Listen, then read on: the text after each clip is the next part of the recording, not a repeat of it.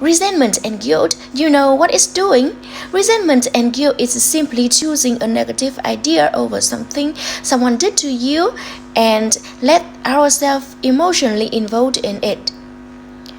And we move into the same vibration. Now think, I don't care how satisfied you may feel by holding a resentment. That's a dumb game.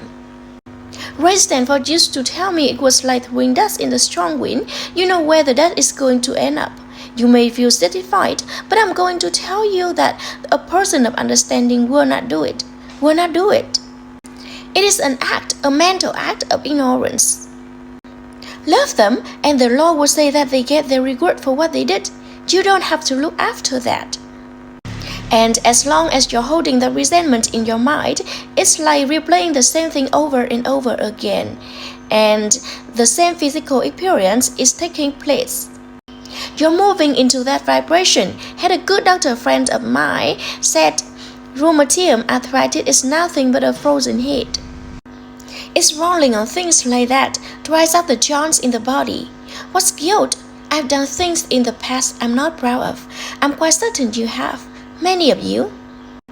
They bothered me for a long time. They really did. And I wasn't able to get rid of it. So I went to see a psychiatrist, and through a series of right questions, I developed an awareness.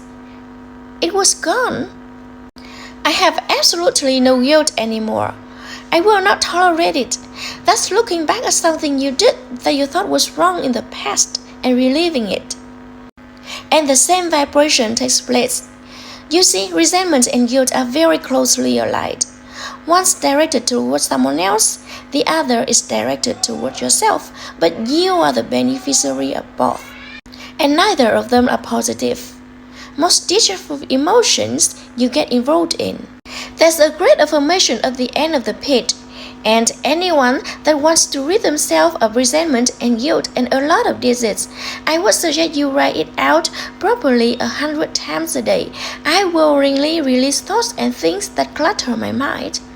There are the old ones in there that you're not even aware of. And say, I release whoever it is, name them all to their highest good.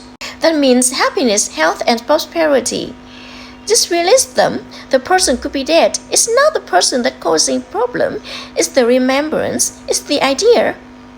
I release them to their highest good and me to mine. And you see them happy, healthy, and prosperous. And you see yourself happy, healthy, and prosperous. And you say, it is so.